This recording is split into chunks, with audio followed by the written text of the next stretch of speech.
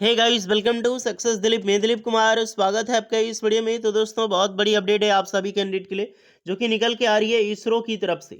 जी हाँ दोस्तों, Indian space research organisations की तरफ से एचएसएफसी डिपार्टमेंट यानी कि ह्यूमन स्पेस फ्लाइट सेंटर से आपकी वैकेंसीज निकाली गई थी फाइनली वेरियस पोस्ट पर, जिसमें कि technical assistant, scientific assistant, ITI technician B की, ड्राफ्टमैन बी जो कि एक आईटीआई स्टूडेंट पोस्ट थी, एंड असिस्टेंट की।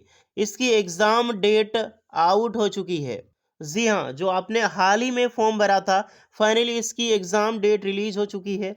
तो अमेजिंग रिक्रूटमेंट है, मौका मत छोड़ना। जितने भी स्टूडेंट तैयारी किए हैं तो दैट्स ग्रेट, और जो तैयारी नहीं किए हैं उनके लिए मैं कुछ बताने वाला हूँ, अब घबराइए नहीं।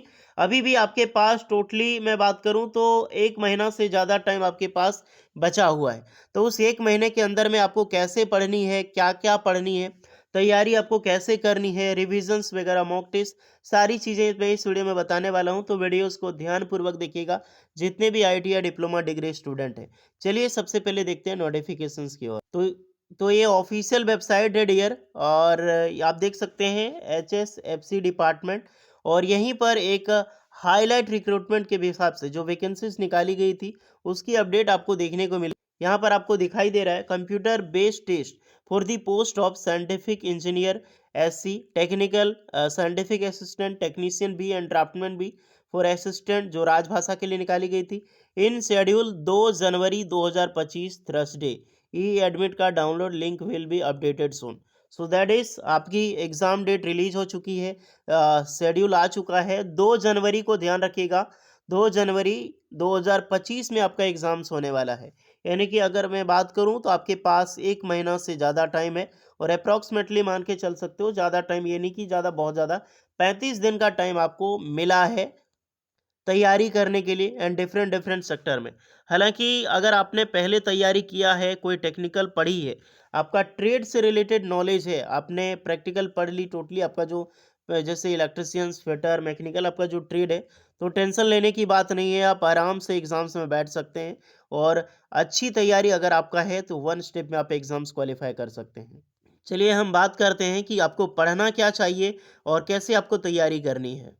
पहले ही देखिए, हालांकि मैं सिलेबस के बारे में बता चुका हूँ, लेकिन एक बार फिर से अगर मैं बात करूँ तो जितने भी स्टूडेंट हैं, सबका स्क्रीनिंग रिटन टेस्ट होने वाला है। ओके, एक पोस्ट है आपका मेडिकल ऑफिसर, इसकी हम बात नहीं करेंगे। यहाँ पर जितने भी साइंटिफिक रॉ संख्या 3 से लेकर 8 तक जो होगी, सबका रिटन एग्जाम्स होगा, ऑनलाइन सीबीटी एग्जाम्स होगा, प्लस आपका स्किल टेस्ट होगा। चाहे आप आईटीआई हो, डिप्लोमा हो, कोई भी हो, सबका जितने भी स्टूडेंट है, आपका स्किल टेस्ट होगा। सिर्फ साइंटिफिक इंजीनियर वालों का इंटरव्यू होने वाला है, बाकी बात सबका टेस्ट होगा। चाहे साइंटिफिक असिस्टेंट हो, टेक्निकल असिस्टेंट हो, technician B for ITI student, draftsman B for ITI student, and राजभाषा। देखिए, इसका सबसे पहले अगर होपफुली अगर आपको पता हो तो सिलेबस के बारे में आपको जानकारी होगी, और एग्जाम पैटर्न क्या होता है।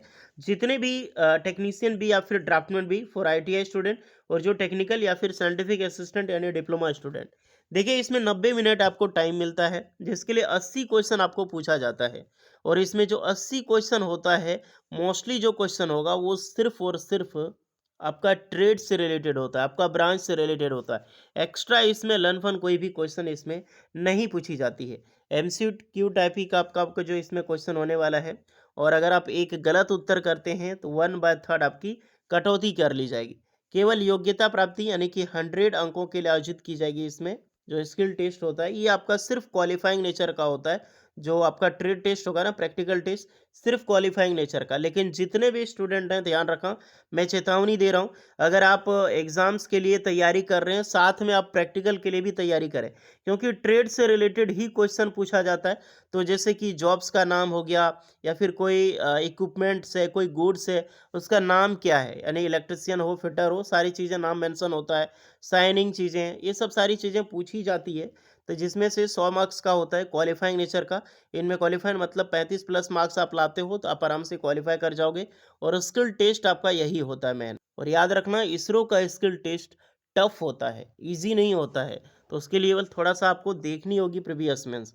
लेकिन सबसे ज़्यादा यही चीज़ है कि आपको ट्रेड आना चाहिए भैया। आपको ट्रेड आपने पढ़ ली है, एक्स्ट्रा ज़्यादा लर्न फॉर कोई भी पूछा जाने वाला नहीं है, सिर्फ उसी के लिए आपको तैयारी करनी है। चाहे आईटीआई हो, डिप्लोमा हो, आपका जो भी ब्रांच है, जिस भी ब्रांच से आपने फॉर्म फिल किया है, अगर आप किन्हीं का बैच ज्वाइन कर चुके हैं तो दैट्स कोई बात नहीं, अगर उससे भी आप प्रिपरेशन करें, रिवीजन करें। और आपने ज्वाइन नहीं किया है तो किसी में कि कैंडिडेट को ज्वाइन करने की ज़रूरत नहीं है। आप आराम से अपने खुद से ट्रेड पढ़ के आप एग्ज़ाम्स क्वालिफ़ाई कर सकते हैं। इनका ये नहीं कि बहुत ज़्यादा बहुत टफ़ एग्ज़ाम्स होता है, एग्ज़ाम सीधी थोड़ा-सा टफ़ मॉडरेट होता है, सिर्फ़ प्रैक्टिकल टेस्ट। लेकिन ये जो ट्रेड टेस्ट है, आप मॉक टेस्ट ज़्यादा से ज़्यादा मॉक लगाएँ। जो न्यूमेरिकल बेस्ड क्वेश्चन है, मैथमेटिकल जो क्वेश्चन है, उसको सॉल्व करने के लिए आपको प्रैक्टिस करना होगा। अगर आपको फ़ॉर्मूला बेस आता है, तो दैट्स अपॉर्चुनिटी अच्छी है। नहीं तो ये सब सारी क्वेश्चन इसमें अधिकतर पूछे जाने वाले हैं, जो न्यूमेरिकल बेस्ड क्वेश्चन होगी। तो इसको थोड़ा रफ में ज़रूर कर लीजिएगा। और जो AC motor, DC motor, transformer हो गया या फिर एसी जनरेटर, डीसी जनरेटर, ये सारी चीज़ें ज़रूर पढ़ के जाइएगा। इससे ये ऐसा चीज़ है ना कि 3D इंडक्शंस मोटर, ये सब चीज़ें आपको पूछी ही जाती है। चाहे आईटीआई का किसी भी एग्ज़ाम्स हो, ये नॉर्मली जो मैंने बताया है, हर एग्ज़ाम्स में आपको क्वेश्चन देखने को मिलेगी। तो जो टॉपिक मैंने बताया है वो इम्पोर्टेंट टॉपिक है और ट्रेंडिंग टॉपिक है। ये आपको छोड़ना भी नहीं है, सपने में भी याद करके रखना है। तो एक ऐसा प्रकार का क्वेश्चन है। बाकी बात ट्रेड ही पढ़ना है, एक्स्ट्रा कोई पढ़ने की ज़रूरत आपको है नहीं। तो कुछ डाउट हो एग्ज़ाम सेंटर से रिलेटेड कि एग्ज़ाम सेंटर कहाँ मिलने वाला है, तो एग्ज़ामिनेशन सेंटर आपका जो भी स्टेट है, उसकी कैपिटल में आपका एग्ज़ाम सेंटर ज़रूर ऑर्गेनाइज़ करवाया जाएगा। ये जो भी रिक्रूटमेंट निकाली गई है, इसका यही है, आपका ज़्यादा दूर नहीं होगा। अगर आपका कैपिटल में एग्ज़ामिनेशन सेंटर नहीं बना है, तो आपकी जो लोकल एरिया है, यानी आपका ज़्यादा डिस्टेंस ना हो, वहीं पर एग्ज़ाम सेंटर आपको दे दी जाएगी। लेकिन कोशिश रहती है कि आपका कैपिटल में मिल जाएगी, जैसे झारखंड का रांची, बिहार का पटना, गोवा का पणजी, ये सब सारी चीज़ें आपको देखने को आराम से मिलेगी। क्योंकि साथ में जब आपका होगा एग्ज़ाम, तो टेक्नीशियन का भी एग्ज़ाम्स होगा एनआरपीएफ का, तो उसमें ज़्यादा भीड़ रहने वाली है। तो जिस दिन एग्ज़ाम है होपफुली तो टिकट अभी से बुक कर लो, जो भी आपने सीट बुकिंग किया था। अगर आप झारखंड से तो रांची ही एग्ज़ाम्स होगा, इतना ध्यान रहे। नहीं तो दिक्कतों का सामना करने को मिलेगा उस टाइम, क्योंकि टेक्नीशियंस का भी एग्ज़ाम्स है, फिर आरपीएफ का एग्ज़ाम्स है, तो भीड़ रहने वाली है ट्रेन में। और एडमिट कार्ड की बात रही तो एडमिट कार्ड की लिंक अभी ओपन नहीं हुई है। लिंक जैसे ओपन होगी, अपना यूज़र आईडी और पासवर्ड एंटर करके, कैप्चा एंटर करके लॉगिन करें, देन अपना एडमिट कार्ड डाउनलोड कर लीजिएगा। अगर आप पासवर्ड भूल चुके हैं तो फॉरगेट पासवर्ड कर लीजिएगा आप आराम से, या फिर चेंज पासवर्ड भी कर सकते हैं। फॉरगेट पासवर्ड करके आप दोबारा से लॉगिन करके अपना एडमिट कार्ड डाउनलोड कर लीजिएगा। वैसे जब एडमिट कार्ड की लिंक आएगी तो आपको टेलीग्राम चैनल पे बता दिया जाएगा। नहीं तो हमारा वेबसाइट जो है letterwala.com, गूगल पे सर्च कर लें। यहाँ पे गूगल पे ज़रूर सर्च करें letterwala.com, तो लेटरवाला सर्च कीजिएगा तो यहाँ पे आपको मिल जाएगी, हमारी वेबसाइट है ये। उसके बाद इस पे जैसे एडमिट कार्ड आती है तो इसकी इन्फॉर्मेशंस आपको नीचे साइड पे मिल जाएगी कि इसकी एडमिट कार्ड जो है रिलीज़ हो चुके हैं यहाँ पे। बट अभी नहीं आई है। आप अभी एग्ज़ाम्स में लग जाओ, 100% फ़ोकस करो। यार एग्ज़ाम्स निकल जाएगी तो बहुत बड़ी जॉब है ये। कोई डाउट है तो कमेंट करके बताइएगा।